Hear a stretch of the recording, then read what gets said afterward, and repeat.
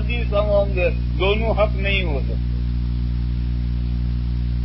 ایسا اصولی اختلاف بتا رہا ہوں میں، چند مثالیں، بہت ساری باتیں بتاؤں گا، ابھی بھوک تو نہیں لگی۔ تم سوچتے ہو گے کہ مولانا صاحب تو پیچھے ہی پڑ گئے دانت نکال کے۔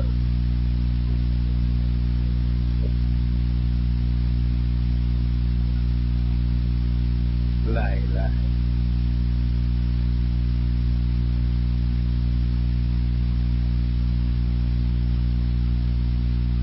بہرحال یہ پوائنٹ ہے جس کو سمجھنا ہے چیزیں، اس پر بڑا غور کرنا ہے، اس پر بہت مطالعہ کرنا ہے۔ یہ تو میں تو مختصر سی بات کر رہا ہوں، اس پر بہت غور کرنا ہے۔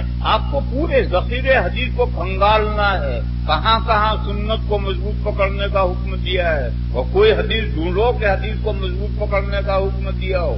کہ سنت اور حدیث کا جو میں نے فرق بیان کیا اس کی بے شمار مثالیں کرو۔ چنانچہ اس جماعت کے ساتھ جو مسائل میں اختلاف ہے ان میں یہی نقطہ کار پڑنا۔ خلفائے راشدین نے ملک و ملت کی تنظیم سے تعلق رکھنے والے جتنے کام کیے یہ نہیں مانیں گے، وہ نہیں مانیں گے۔ تو اب تراویح کی 20 رکعت یا 8 رکعت یہ کوئی اختلافی مسئلہ تھوڑی ہے۔ تراویح کی 20 رکعت یا 8 رکعت یہ اختلافی مسئلہ تھوڑی ہے۔ اختلافی تو یہ اصول ہے کہ حدیث حجت ہے یا سنت حجت ہے۔ اگر حدیث حجت ہے تو حضرت عمر کو کوئی حق نہیں پہنچتا۔ ہم حضرت عمر کی بات کیوں لیں؟ حضرت عمر کون ہوتے اگر حدیث حجت؟ اور اگر سنت حجت ہے تو حضرت عمر کی بات لینی ہے، کیونکہ حدیث سے اس کا کوئی تعارض نہیں ہے، کیونکہ حدیث سے حضرت عمر کے تنظیم کا کوئی تعارض نہیں ہے۔ 8 رکعت والی جو حدیث ہے وہ تہجد کی نماز سے متعلق ہے، اس کا تراویح سے کیا لینا دینا ہے؟ وہ نماز کو حضور 12 مہینے پڑھتے تھے، صلاۃ اللیل تہجد کی نماز کو حضور 12 مہینے پڑھتے تھے، اور 8 رکعت اگر پڑھتے تھے تو اس کو تراویح سے کیا لینا ہے؟ اور تراویح کا تو نام ہے قیام رمضان، یعنی رمضان کی راتوں میں سونے سے پہلے نفلیں، یہ رمضان کی ایکسٹرا نماز ہے۔ وہ حدیث تہجد کے بارے میں، تہجد رمضان میں بھی پڑھنا ہے۔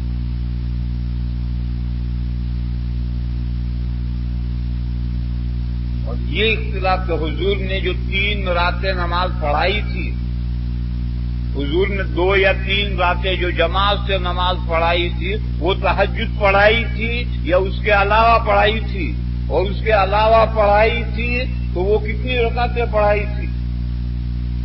اس سلسلے میں روایت موجود ہے کہ حضور نے 2 یا 3 دن جو نماز پڑھائی تھی وہ 20 رکعتیں پڑھائی تھی، اور یہ 8 رکعت والی تو تہجد کی روایت ہے، اور وہ تو حضور نے ہمیشہ پڑھی، پورا مہینہ پڑھی، اور اس سلسلے میں یہ روایت موجود ہے کہ حضور نے 20 رکعتیں پڑھائی۔ کہ یہ حدیث تو ضعیف ہے، یہ دوسرا ہمارا ان کا جھگڑا ہے، یہ ہمارا ان کا ایک دوسرا جھگڑا ہے کہ حدیث ضعیف، یعنی وہ کہتے ہیں حدیث ضعیف یعنی حدیث گڑی ہوئی موضوع، حدیث ضعیف یعنی حدیث گڑی ہوئی موضوع۔ ہم کہتے ہیں حدیث ضعیف کا معنی حدیث، مگر اس کے بعد راوی کمزور۔ حدیث کمزور نہیں ہوتی ہے، حدیث ضعیف نہیں ہوتی ہے۔ حضور کا ارشاد فرمایا ہوا کیسے ضعیف ہو جائے گا؟ حدیث ضعیف یعنی حدیث ہے مگر اس کے بعد نقل کرنے والے راوی کمزور۔ وہ کہتے ہیں حدیث ضعیف یعنی یہ بات حضور کی فرمائی ہوئی ہے ہی نہیں، لوگوں نے گڑھی ہے۔ یہ ایک ہمارا ان کا ایک نیا جھگڑا ہے، اور یہ جھگڑا آج کا نہیں، ابن حزم کے زمانے سے چلا آ رہا۔ اہل علم جانتے ہیں یہ کوئی نیا مسئلہ نہیں، یہ بہت پرانا مسئلہ ہے۔ آج کل ہم لوگ کتابیں لکھتے ہیں کہ العمل بالحدیث ضعیف ثابت، وہ رد لکھیں گے، یہ سب جو جھگڑا چلتا ہے. ایک موٹی سی دلیل میں پیش کروں، آپ کے گلے نہیں اتر رہی ہوگی کہ حدیث ضعیف کا مطلب ان کے نزدیک کیا ہے. ان کے یہاں حدیث ضعیف کا مطلب یہ کہ یہ حدیث ہے ہی نہیں ہے، یہ گھڑی ہوئی حدیث ہے. حدیث ضعیف کا یہ مطلب ہے. اور جب حدیث ضعیف کا یہ مطلب لے لو گے تو حدیث ضعیف کیسے حجت بن جائے گی؟ اور جب ہم کہیں گے کہ حدیث ضعیف یعنی حدیث تو ہے مگر اس کے نقل کرنے والے بعض راوی کمزور ہیں، خود عقل کہے گی کہ ٹھیک ہے بعض کمزور ہے مگر ہے تو حدیث، لہذا حدیث عمل کریں گے. ابھی ان کا ایک مولوی گزرا ہے، شیخ ناصر الدین البانی. اس نے امت کو اتنا بڑا نقصان پہنچایا ہے کہ 200 سال میں بھی اس کی تلافی مشکل ہے. اتنا زبردست نقصان پہنچایا اس نے کیا کیا؟ ایک کتاب لکھی سلسلۃ الاحادیث الصحیحہ. دوسری کتاب لکھی اس نے، نام غور کرو، سلسلۃ الاحادیث الضعیفہ والموضوعہ وآثارها السیئ فی الامہ. اس نام پر غور کرو. اس نے کہا ضعیف حدیث اور گھڑی ہوئی حدیث، ضعیف اور موضوع. اور ان دونوں سے دونوں لفظ نہیں استعمال کیا اس نے، اور ان سے امت کو ناقابل تلافی نقصان پہنچا ہے. اس کا بیان وہ اثروہا ضمیر اس نے اثروہمانی کا استعمال کیا. وہ اثروہ صحیح فی الامہ، امت کو اس سے کتنا برا نقصان پہنچا ہے یہ اس نے کتاب لکھی، سلسلۃ الاحادیث الضعیفہ والموضوعہ وآثارها، تثنیہ نہیں استعمال کیا، دونوں کو ایک کر دیا، وآثارها السیئ فی الامہ. اس کا مطلب یہ کہ موضوع اور ضعیف اور موضوع حدیثیں ایک ہیں، اور دونوں سے امت کو ناقابل نقصان پہنچا. یہ ایک دوسری کتاب لکھی. اور اس وقت تمام عرب نوجوانوں کا ذہن اس نے بنا دیا. آپ کوئی حدیث پیش کر ہذا حدیث ضعیف، ہذا حدیث ضعیف یعنی ہذا حدیث موضوع. وہ فوراً ایک عرب کا نوجوان منہ چھوٹتے ہی کہ ہذا حدیث ضعیف. اور مطلب کیا ہے؟ ہذا حدیث ضعیف یعنی ہذا حدیث موضوع، یہ حدیث ہی نہیں. یہ ان کا نظریہ ہے. پھر اس نے اللہ کے بندے نے ابو داؤد کی حدیثوں کو 2 حصوں میں کر دیا، صحیح ہو ابو داؤد، ضعیف ہو ابو داؤد. فلاں کے 2 حصے، فلاں کے جامع صغیر کے. یہ اس نے امت کا جو ذہن بنا دیا، عرب نوجوانوں کا ذہن بنا دیا کہ حدیث ضعیف یعنی گھڑی ہوئی حدیث. اس سے جو نقصان امت کو پہنچا ہے، 200 سال محنت کریں گے تو ابھی اس کا یہ ضرر ظاہر نہیں ہوگا. اتنا بڑا وہ امت کو نقصان پہنچا کر وہ شخص گیا ہے. کہ بھی بہت بڑا محدث تھا، بہت بڑا محدث تھا. تو سنو، ہر گمراہ فرقے کا بانی بہت بڑا ایبلٹی، قابلیت والا ہوتا ہے. ہر گمراہ فرقے کا جو بانی ہے وہ معمولی صلاحیت کا آدمی نہیں ہوتا ہے، بہت بڑا قابلیت والا ہوتا ہے. جبھی تو اس کی گمراہ باتوں میں لوگ آتے ہیں.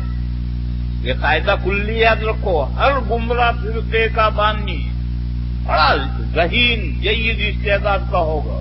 مودودی صاحب ہیں، ان میں کیا کم کمالات ہیں.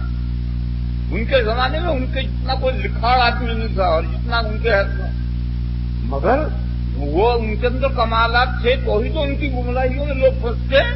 آج بھی ان کی کتابیں پڑھ کر ان کی گمراہیوں میں لوگ پھنستے ہیں. تو ان کی زبان جو اتنی شاندار لکھتے ہیں. تو البانی بہت بڑا محدث تھا. تو بہت بڑے محدث ہونے سے اس کا اہل حق ہونا کہاں سے لازم آیا؟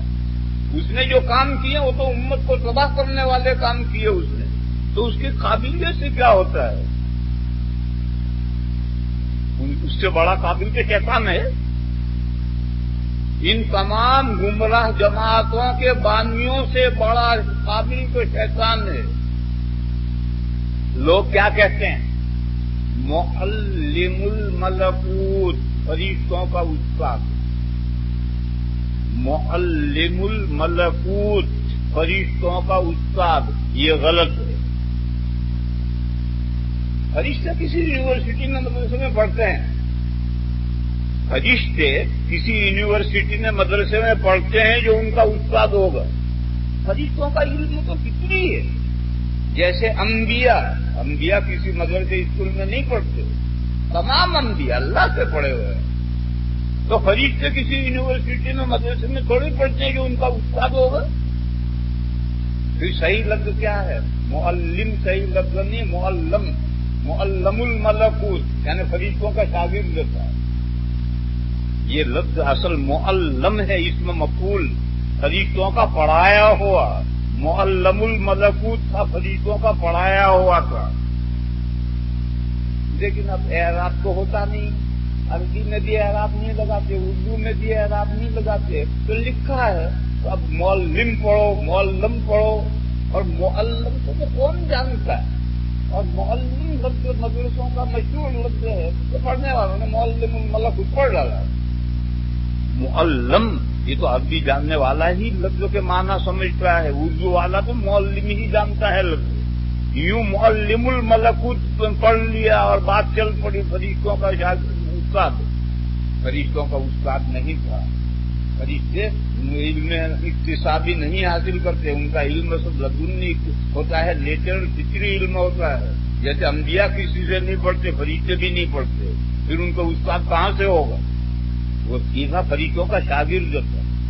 تو جو فرشتوں کا شاگرد ہو اس کا علم کتنا اونچے درجے کا ہوگا؟ ان تمام گمراہ فرقوں کے بامیوں سے بڑا تو علم شیطان کا ہے۔ تو کوئی علم زیادہ ہونے سے تھوڑا ہو مگر صحیح علم ہو تو اس کی قدر و قیمت ہے، اور بہت سارا علم ہے اس کی کوئی قدر و قیمت نہیں ہے۔ وَلَوْ أَعْجَبَكَ كَثْرَةُ الْخَبِيثِ، وَلَوْ أَعْجَبَكَ كَثْرَةُ الْخَبِيثِ۔ ٹوکرا بھر کر کے سڑے ہوئے خربوزے رکھتے ہیں، کیا کرتے ہیں؟ ایک دانہ ہے مگر اچھا ہے، اس کی قیمت ہے۔ یہ ٹوکرا بھر کر سڑے ہوئے خربوزے ہیں، کس قیمت کے؟ تو بڑا علامہ تھا، بڑا علامہ تھا، لیکن باتیں جو اس نے کہی ہیں ہدایت کی کہی ہیں، امت کو گمراہ کرنے والی کہی ہیں۔ اگر امت کو گمراہ کیا ہے تو اس کی باتوں کی کیا قیمت ہے؟ اگر اس نے امت کو گمراہ کرنے والا، تو میں یہ کہہ رہا تھا تو اس مسئلے کو سمجھو اچھی طرح سے۔ اس نے یہ کتاب لکھی، یہ دلیل ہے کہ ان غیر مقلدین کے یہاں موضوع اور ضعیف ہم پلہ ہے، ضعیف حدیثیں اور گڑھی ہوئی حدیثیں سب ہم پلہ ہیں، ایک ہے۔ اور امت کیا کہتی ہے؟ امت کہتی ہے حدیث کی تین قسمیں: حدیث صحیح، حدیث ضعیف اور حدیث موضوع۔ موضوع کا مطلب وہ سرے سے حدیث ہے ہی نہیں ہے، کسی نے گھڑ کر کے حضور کے نام پہ لگا دی۔ اور ایک حضور کی حدیث ہے، اس کے روایت کرنے والے اعلیٰ درجے کے تو حدیث صحیح، اس کے روایت کرنے والے راوی کچھ کمزور ہیں تو حدیث ضعیف، مگر یہ بھی حدیث ہے۔ بس اگر کسی مسئلے میں صحیح اور ضعیف حدیث کا ٹکراؤ ہو جائے تو صحیح حدیث لیں گے، ضعیف نہیں لیں گے۔ اور اگر کسی حدیث میں کسی مسئلے میں صحیح حدیث ہے ہی نہیں تو ضعیف حدیث لی جائے گی، اس کے مسائل ثابت کیے جائیں گے۔ دلیل جتنی یہ کتابیں ہیں بخاری مسلم کے علاوہ سب کتابوں میں ضعیف حدیثیں ہیں، اور ان کتابوں کا نام کیا؟ سنن، یعنی ائمہ کی دلیلیں۔ ان کتابوں میں ضعیف حدیثیں دینے کا مطلب یہ ہے کہ ائمہ نے بوقت ضرورت ان کو دلیلیں بنایا ہے۔ بس ہمارا ان کا یہ اختلاف یہ ہے کہ حجت صحیح حدیثیں صرف ہیں یا ضعیف حدیثیں بھی حجت ہیں؟ وہ کہتے ہیں صرف صحیح حدیث حجت ہیں، ضعیف ہم تول موضوع. ہم کہتے ہیں نہیں، وہ موضوع کے ہم تول نہیں ہے، موضوع الگ ہے، وہ حدیثیں ہی نہیں ہے. اور یہ دونوں حدیثیں ہیں، دونوں حجت ہیں درجہ بدرجہ، دونوں حجت ہیں درجہ بدرجہ. پہلے صحیح وہ نہ ہو تو ضعیف کی حجت ہے. وہ کہتے ہیں حجت صرف صحیح ہے، ضعیف حجت ہی نہیں، وہ تو موضوع کے ہم تول ہے. پھر وہ کیا کہتے ہیں، صحیح حدیث ہے صرف بخاری مسلم میں. پھر ان کا بے وقوف کیا کہتا ہے، صحیح حدیث ہے صرف بخاری میں. اور اگر کوئی ایسی حدیث بخاری کی دکھا دو جو ان کے خلاف پڑ گئی، یہ بھی ضعیف ہے، یہ بھی ضعیف ہے. وہ جو لفظ استعمال کرتے ہیں ضعیف ہے، ہم لوگ ان کا دھوکہ سمجھتے نہیں. وہ ضعیف بول کر کے موضوع مراد لیتے ہیں. جیسے قادیانی محمد الرسول اللہ پڑھ کر مرزا غلام احمد قادیانی کو مراد لیتے ہیں، ایسا ہی وہ ضعیف بول کر موضوع مراد لیتے ہیں. تو خیر میرے بھائیوں، بات اب مختصر کریں، پھر یار زندہ صحبت باقی، اگلی مجلسوں میں بیٹھیں گے اور مسئلے کو آگے بڑھائیں گے، سنیں گے. سب سے پہلا اختلاف تو ہمارا حجت سنت ہے یا حدیث. ہم کہتے ہیں سنت، وہ کہتے ہیں حدیث. پھر یہ کہ حدیث صحیح اور ضعیف دونوں حجت ہیں یا صرف صحیح، وہ کہتے ہیں صرف صحیح. ضعیف جو ہے وہ تو موضوع کے ہم تول ہے، ہم کہتے ہیں صحیح اور ضعیف دونوں حجت. یہ وہ اختلافات ہیں اصول کے، جن اختلافات کی وجہ سے حق اور باطل وجود میں آتا ہے. مسائل کا کوئی اختلاف نہیں ہے، اور مسائل کے اختلاف سے کوئی حق اور باطل وجود میں نہیں آتا ہے. وآخر دعوانا ان الحمد للہ رب العالمین.